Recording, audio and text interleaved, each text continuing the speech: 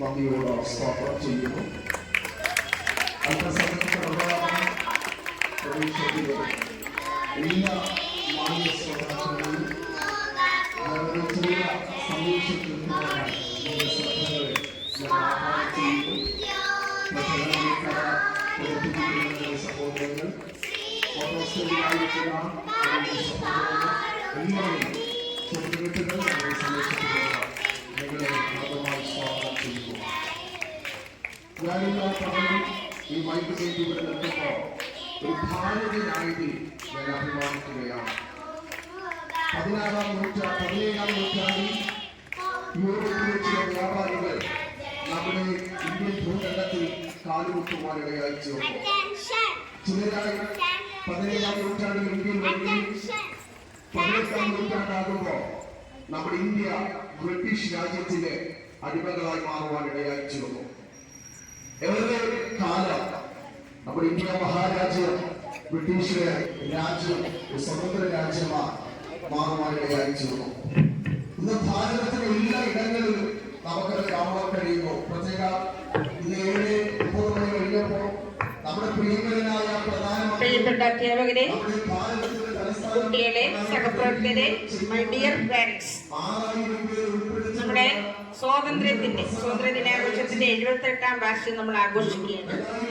അപ്പോ നമ്മുടെ പൊതുസ്ഥാപനങ്ങളില് അതുപോലെ തന്നെ എല്ലാം നമ്മള് സ്വാതന്ത്ര്യ ദിനവുമായിട്ട് ബന്ധപ്പെട്ട് പതാക ഗാനം പാടി പതാക ഉയർത്തുകയായിട്ട് ഫ്ലാക്സ് എല്ലാം കഴിയുന്ന പതിവാണ്.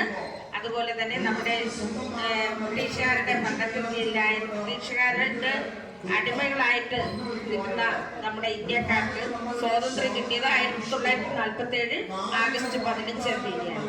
അതിന്റെ ഓർമ്മയ്ക്കായിട്ടാണ് നമ്മുടെ ദിവസം ആഗസ്റ്റ് 15 നമ്മളെ പതാക ഉയർത്തുന്നത്. അത് പൊതുസ്ഥാപനങ്ങളിലെ ഏറ്റവും പ്രാധാന്യത്തോടു കൂടി തന്നെയാണ് നമ്മളത് ചെയ്യുന്നത്.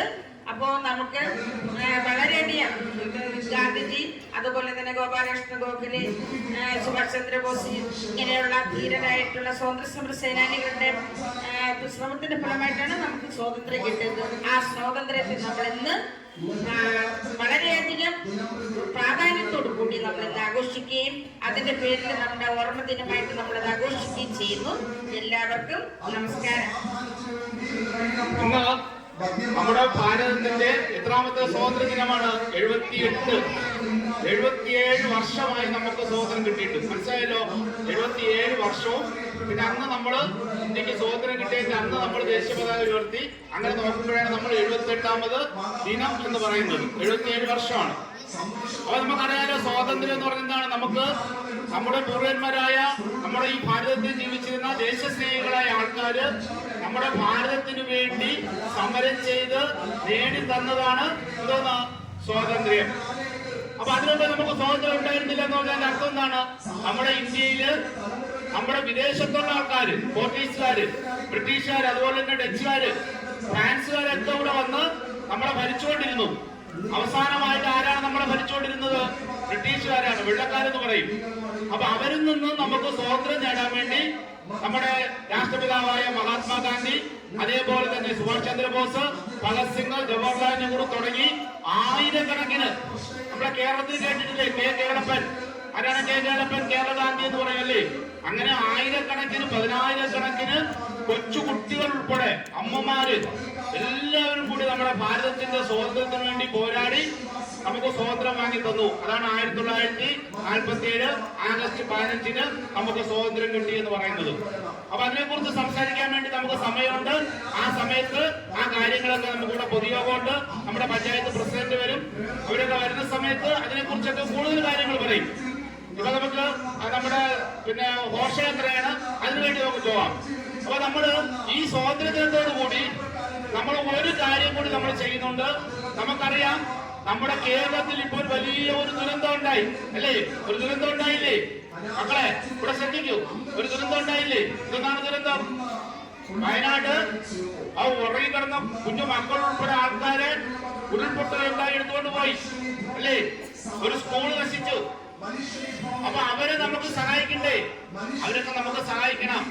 അതിനുവേണ്ടി നമുക്ക് ചെറിയ ചെറിയ നമ്മുടെ സമ്പാദ്യങ്ങൾ, നമ്മുടെ കുടുക്കയിലൊക്കെ ഉള്ള പൈസ നമ്മുടെ രക്ഷകർത്താക്കൾ നമ്മൾ തരുന്ന പൈസയൊക്കെ സ്വരൂപിച്ച് നമ്മുടെ മുഖ്യമന്ത്രിയുടെ ദുരിതാശ്വാസ നിധിയിലേക്ക് കൊടുക്കാൻ വേണ്ടി കൂടി നമ്മൾ തീരുമാനിച്ചിട്ടുണ്ട്. അതിന്റെ പ്രവർത്തനം ഇന്ന് ആരംഭിക്കുകയാണ്. നമ്മുടെ സ്വാതന്ത്ര്യ ദിനത്തോടൊപ്പം തന്നെ നമ്മുടെ രാജ്യത്തുണ്ടായ, നമ്മുടെ കേരളത്തിലുണ്ടായ ഒരു അപകടത്തിന് സഹായിക്കുന്ന ഒരു പദ്ധതി കൂടി നമ്മൾ ഈ സ്വാതന്ത്ര്യ ദിനത്തിൽ ആരംഭിക്കുകയാണ്. ആ പദ്ധതിയിലും നമ്മുടെ എല്ലാ കുഞ്ഞുമക്കളും രക്ഷകർത്താക്കളും അധ്യാപകരും എല്ലാം ഒരു പങ്കാളിയാകണം എന്ന് മാത്രം അഭ്യർത്ഥിച്ചുകൊണ്ട് ഈ സ്വാഗത പ്രസംഗത്തിന്റെ ആശംസകൾ നേർന്നുകൊള്ളുന്നു. നമസ്കാരം.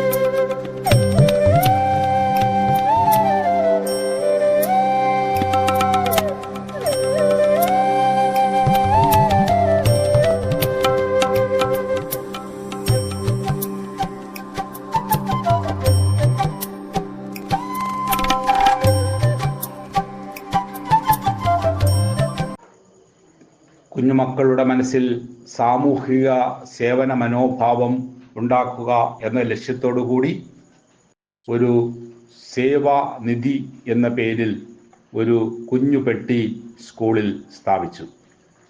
പദ്ധതിയുടെ ഉദ്ഘാടനം പാറശാല ഗ്രാമപഞ്ചായത്ത് പ്രസിഡന്റ് ശ്രീമതി മഞ്ജുസ്മിത നിർവഹിച്ചു. കുഞ്ഞുകുട്ടികളിൽ സാമൂഹിക പ്രതിബദ്ധതയും സാമൂഹ്യ സേവന മനോഭാവവും രാജ്യസ്നേഹവും കുഞ്ഞുനാളിലെ വളർത്തിയെടുക്കുക എന്നുള്ളതാണ് ഈ പദ്ധതിയുടെ ഉദ്ദേശം. കുഞ്ഞുകുട്ടികൾക്ക് കിട്ടുന്ന കുഞ്ഞു കുഞ്ഞു തുകകൾ ഈ പെട്ടിയിൽ നിക്ഷേപിക്കുകയും ഇതിൽ ലഭിക്കുന്ന ആദ്യ തുക വയനാട്ടിലെ ദുരിതമനുഭവിക്കുന്ന ജനങ്ങൾക്ക് മുഖ്യമന്ത്രിയുടെ ദുരിതാശ്വാസ ഫണ്ട് മുഖേന നൽകുകയുമാണ് ആദ്യം ഈ പദ്ധതിയുടെ ലക്ഷ്യം. പദ്ധതിയുടെ ഉദ്ഘാടനം നിർവഹിച്ച ബഹുമാനപ്പെട്ട പഞ്ചായത്ത് പ്രസിഡന്റ് ശ്രീമതി മഞ്ജുസ്മിത ഈ പദ്ധതിയുടെ ഉദ്ദേശശുദ്ധിയെക്കുറിച്ച് വാനോളം പ്രശംസിക്കുകയും ഈ പദ്ധതി നല്ല രീതിയിൽ മുന്നോട്ട് കൊണ്ടുപോകുന്നത്